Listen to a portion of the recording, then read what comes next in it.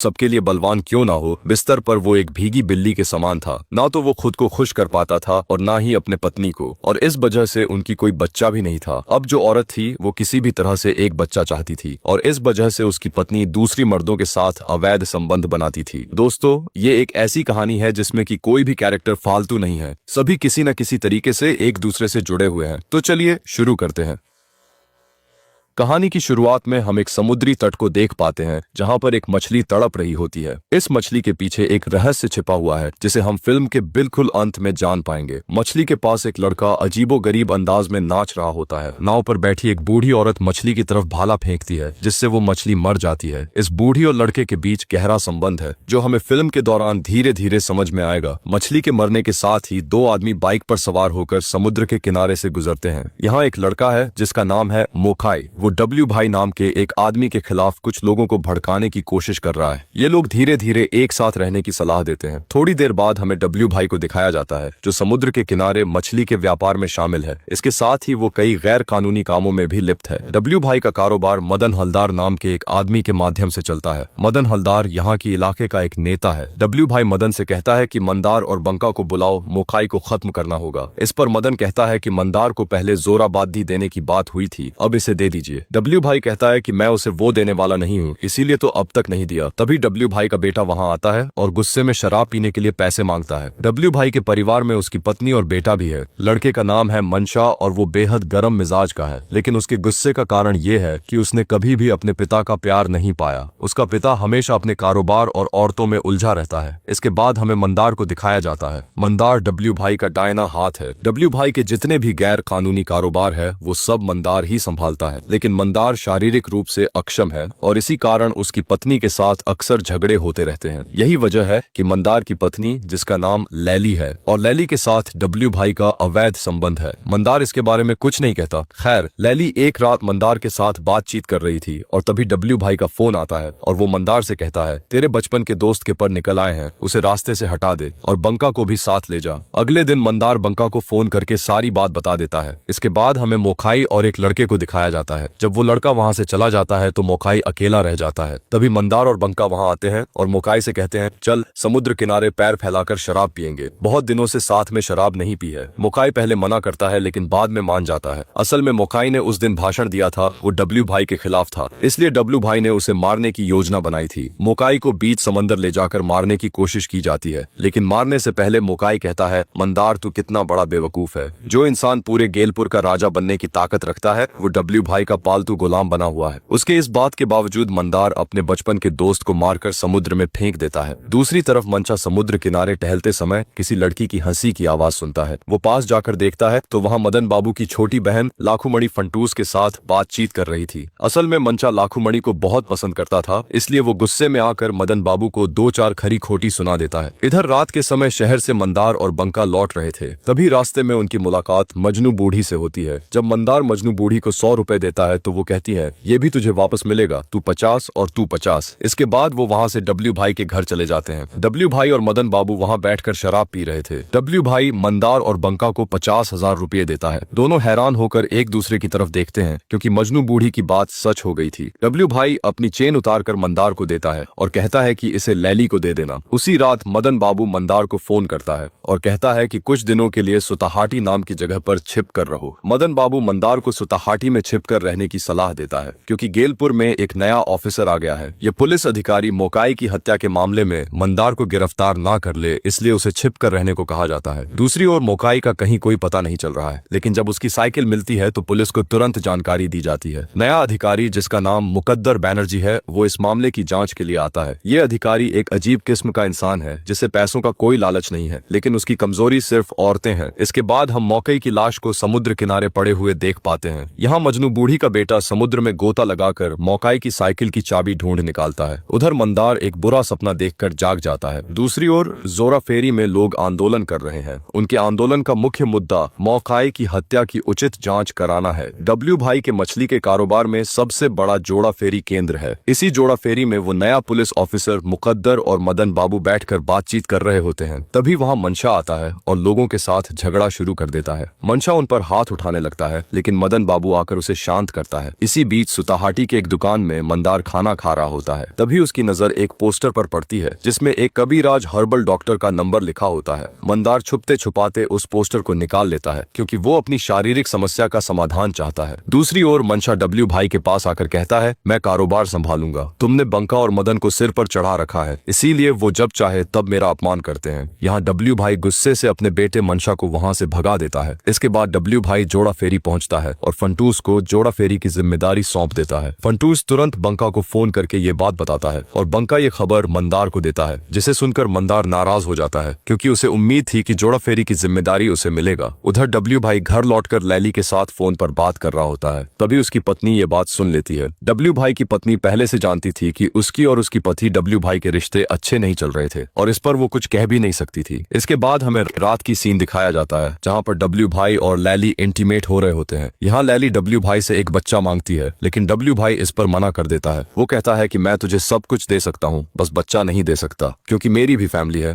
थोड़ी देर बाद लैली मंदार को फोन करती है और उसे डॉक्टर से मिलने के लिए कहती है। अगले दिन मंदार उस पोस्टर में दिए गए पते पर डॉक्टर से मिलने जाता है। इसी बीच डब्ल्यू भाई की पत्नी लैली के पास आती है और उसे बहुत खरी खोटी सुनाकर वहाँ से चली जाती है। जब डब्ल्यू भाई की पत्नी चली जाती है तो मंदार लैली को फोन करके बताता है कि डॉक्टर ने उसे दवाइयाँ दी है। लैली मंदार से कहती है, अगर मैं कहूँ कि किसी को मार डाल तो क्या तू मार पाएगा? मंदार पूछता है, क्यों, क्या हुआ? लैली कहती है, तू कब आएगा? मंदार जवाब देता है, कल सुबह आ जाऊंगा। इसके बाद हमें मजनू बूढ़ी के लड़के को दिखाया जाता है जो उसे बताती है कि राजा लौट रहा है। मजनू बूढ़ी पेड़ से उतरकर कहती है, लौटने दे राजा को। इधर मंदार घर वापस लौट चुका होता है और इस बार वो लैली के साथ शारीरिक संबंध बनाता है। लैली उसे कहती है, तू राजा बनेगा, डब्ल्यू भाई का दर खत्म हो चुका है, अगर तू मेरी बात मानेगा तो मैं तुझे बच्चा दूंगी। अगले सीन में मदन बाबू, मजनू बूढ़ी, फंटूस और लाखुमणि की कुछ व्यक्तिगत वीडियो मंदार को भेजता है और कहता है कि मौके की हत्या के मामले को चुनाव से पहले सभी को बता देगा। वो ये भी कहता है कि अगर लोग जान जाएंगे कि मौके को किसने मारा तो कोई भी मदन बाबू को वोट नहीं देगा। मदन बाबू डब्ल्यू भाई से कहता है, मंशा को कुछ दिनों के लिए नए इलाके में भेज दो, जिस पर डब्ल्यू भाई मंदार और बंका को बुलाता है क्योंकि मंशा डब्ल्यू भाई की बात नहीं मानता। डब्ल्यू भाई अपनी पत्नी से कहता है कि वो मंशा को राजी कराए। इसी बीच लैली और मंदार एकांत में समय बिता रहे होते हैं। तभी बंका आता है और मंदार को बुलाता है। लैली बंका को अंदर आने के लिए कहती है लेकिन बंका की नजर लैली पर जाती है जो कि सिर्फ पेटीकोट पहनी हुई थी। यहाँ लैली बंका को भी अपने प्यार में गिराने के लिए लुभाती है लेकिन बंका अपनी सर नीचे कर लेता है। फिर दोनों जब डब्ल्यू भाई के घर पहुंचते हैं तो डब्ल्यू भाई मंदार को जिम्मेदारी सौंपता है कि वो मंशा को सुताहाटी के घर तक पहुंचाए। डब्ल्यू भाई के कहने पर रात को मंदार और मंशा बाइक से निकल पड़ते हैं और रास्ते में एक दुकान से शराब खरीदते हैं। वहाँ मंदार की मुलाकात मुकद्दर बैनर्जी से होता है और दोनों के बीच कुछ बातचीत होती है। इसी बीच लैली अपने घर को मोमबत्तियों से बहुत सुंदर तरीके से सजाती है। वहीं बंका लैली के बारे में सोचता रहता है। दूसरी ओर डब्ल्यू भाई लैली के पास आता है और कहता है, क्या बात है, आज तूने खुद मुझे बुलाया? लैली जवाब देती है, आज ही बुलाया, आगे से नहीं बुलाऊंगी। मंदार और मंशा फिर सुताहाटी के घर पहुंचते हैं जहां काम वाले की तबीयत खराब थी, इसीलिए मंदार और मंशा उसे घर भेज देते हैं। जब मंशा अपने पिता से बात करने बाहर जाता है, मंदार उसकी शराब की बोतल में बेहोशी की दवा मिला देता है और थोड़ी देर बाद मंशा जब उस शराब को पीता है तो वो बेहोश हो जाता है। इस बीच मंदार बैग लेकर अपने घर की ओर निकल पड़ता है। रास्ते में उसे अपने बचपन के दोस्त मोखाई की याद आती है और वो सोचता है कि उसकी शादी में उसने कितनी मस्ती की थी। उसे ये भी याद आता है कि शुरुआत से ही डब्ल्यू भाई उसकी पत्नी पर बुरी नजर डाल रहा था। गेलपुर आते समय मंदार समुद्र के पास एक साइकिल पर चढ़कर अपने घर की ओर जा रहा होता है। तभी समुद्र के किनारे मुकद्दर बनर्जी एक लड़की के साथ इंटीमेट हो रहा होता है। रास्ते में जब मंदार मजनू बूढ़ी के पास से गुजर रहा होता है तो उसकी मुलाकात मजनू बूढ़ी से हो गई। उधर मंदार के घर में डब्ल्यू भाई बेड पर सो रहा था। जब मंदार घर आता है तो वो डब्ल्यू भाई को उसके बीबी के साथ देख लेता है, जिसे देखकर वो गुस्सा हो जाता है और डब्ल्यू भाई को जान से मार देता है। बाहर डब्ल्यू भाई का ड्राइवर इंतजार कर रहा था। इस बीच डब्ल्यू भाई की पत्नी का फोन आता है और जब वो घर के अंदर आता है तो वो देखता है कि डब्ल्यू भाई मर चुका है। ठीक उसी समय मंदार पीछे से उसका मुंह दबाकर एक गोली चला देता है और ये सीन यहीं पर कट हो जाता है। अगले सीन में डब्ल्यू भाई का डेड बॉडी समुद्र के किनारे पड़ा होता है। सभी लोग वहाँ इकट्ठा हो जाते हैं और लैली भी दौड़ते हुए वहाँ पहुँचती है। वहाँ पर इंस्पेक्टर मुकद्दर बैनर्जी भी होता है। यहाँ लैली उसे देखती है और उसकी बाहों में बेहोश होकर गिर जाती है। इंस्पेक्टर मुकद्दर उसे संभालती है और उसकी प्राइवेट पार्ट्स को ताड़ने लगता है। इधर बंका फंटूस को बाहर भेज देता है क्योंकि उसे जोड़ा फेरी की जिम्मेदारी दी गई है। बंका को डर है कि मंदार कहीं उसे भी ना मार दे। डब्ल्यू भाई की पत्नी मदन से कहती है कि मेरे मंशा को इस इलाके में मत आने देना क्योंकि वो उग्र स्वभाव का था और चुनाव से पहले वो कोई परेशानी ना खड़ी कर दे, इसलिए उसे दूर रखा गया है। जब मदन मंशा को कॉल करता है तो मंशा की होश वापस आ जाती है। असल में मंदार ने मंशा की शराब में बेहोशी की दवा मिला दी थी ताकि अगर वो घर से बाहर जाए तो भी वो कोई प्रतिरोध ना कर पाए। मंदार ने मंचा को फिर से उस घर में जाकर सोने के लिए कहा। फिर मंचा मंदार को जगाकर कहता है, मंदार, मेरे पिता को किसी ने मार डाला है। मंदार मंचा से कहता है, मुझे 2 दिन का समय दो, जिसने डब्ल्यू भाई को मारा है मैं उसे खुद मार दूंगा। इसी बीच बंका फंटूश को बस में चढ़ा देता है। गेलपुर के जोड़ा फेरी में काम करने वाले लोग कुछ देर के लिए मौन रखते हैं। फिलहाल जोड़ा फेरी की जिम्मेदारी मंदार को सौंप दी जाती है। यहाँ मजनू बूढ़ी की बातें सच हो जाती हैं और मंदार राजा बन जाता है। कुछ समय बाद मंदार इंस्पेक्टर मुकद्दर के पास पहुंचता है क्योंकि इंस्पेक्टर मुकद्दर ने उसे बुलाया था।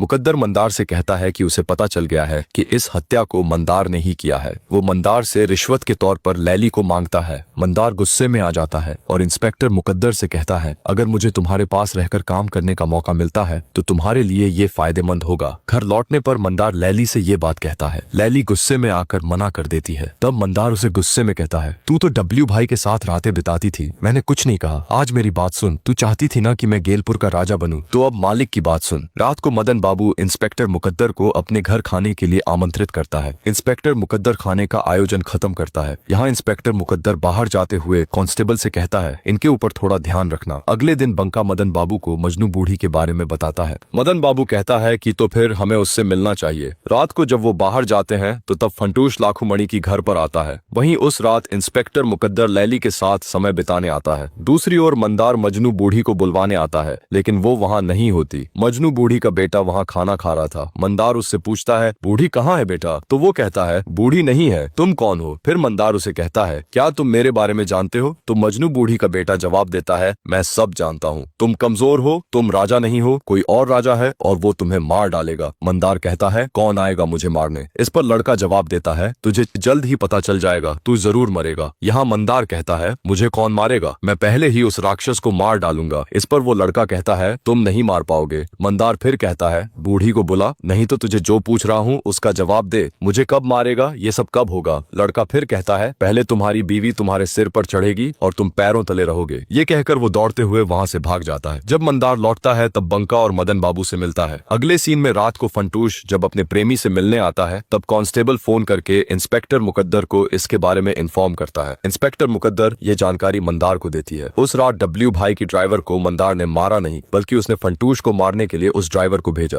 दूसरी ओर जब मदन और बंका घर लौटते हैं तो उन्हें पता चलता है कि फंटूश वापस आ गई है। बंका मदन बाबू के घर से फंटूश को लेकर जब अपने घर लौट रहा था तब ड्राइवर गलती से फंटूश को मारने के बजाय बंका को मार देता है। वहीं मंदार बैठकर शराब पी रहा था। अचानक वो देखता है कि बंका उसके सामने बैठा हुआ है। मंदार डर के मारे पानी में गिर जाता है क्योंकि उसे तो ये पता था कि बंका मर चुका है, तो फिर वो यहाँ कैसे आया? असल में ये बस उसकी एक भ्रम था। दूसरी ओर लैली खून से सनी चद्दर को धो रही थी। डब्ल्यू भाई को मारने के बाद लैली को हेलुसिनेशन होने लगे थे जिसमें चादर पर खून के धब्बे थे। अगले सीन में डब्ल्यू भाई की पत्नी डब्ल्यू भाई की तस्वीर में अगरबत्ती अर्पित कर रही होती है, लेकिन तभी उसे गुस्सा आती है और वो अगरबत्तियों को डब्ल्यू भाई की तस्वीर की ओर फेंक देती है और भोला से कहती है कि डब्ल्यू भाई का कमरा खोल दो। वहाँ से वो डब्ल्यू भाई की पिस्तौल ले लेती है। इधर सुबह जब ड्राइवर मंदार के पास आता है तो वो देखता है कि मंदार बेहोश पड़ा हुआ है। ड्राइवर मंदार की आंखों में पानी छिड़कता है। मंदार को होश आता है और वो उठकर बैठता है। यहाँ ड्राइवर मंदार को बताता है कि उसने फंटूस को मार नहीं सका। उसके लिए वो मंदार से बहुत माफी मांगता है, लेकिन मंदार ड्राइवर की कोई बात नहीं सुनता और उसके पेट में बोतल तोड़कर घुसा देता है, जिससे उसकी वहीं पर मौत हो जाता है। दूसरी ओर मदन और फंटूश मंशा के घर आते हैं। घर के नौकर उन्हें सब बता देते हैं कि उस दिन मंदार की बातें सुनकर वो घर गया था। ये सुनकर वो रोने लगते हैं और सब समझ जाते हैं कि मंदार ने ही डब्ल्यू भाई को मारा था। मंदार घर लौटता है और देखता है कि लैली वही चादर धो रही है जिस चादर में उसने डब्ल्यू भाई को मारा था। मंदार पूछता है क्या हुआ, तो लैली फिर से उस चादर को धोने लगती है और मंदार उसे डांटते हुए कहता है, क्या हुआ, पागल हो गई हो क्या? लैली डरते हुए कहती है, चादर में डब्ल्यू भाई का खून का दाग नहीं जा रहा है रे। इस पर मंदार लैली को गले लगा लेता है। दूसरी ओर हमें मजनू बूढ़ी को दिखाई जाती है जो उसकी बेटे को मार रही है क्योंकि उसने मंदार को राक्षस के बारे में बता दिया था। जब लड़का वहाँ से चला जाता है तो मजनू बूढ़िया कहती है कि इंसान से दूर रहना चाहिए। कब इंसान इंसान को खा जाए कौन जानता है। सभी इंसानों को भूख का ही दोष है। मूर्ख इंसान राक्षस होते हैं।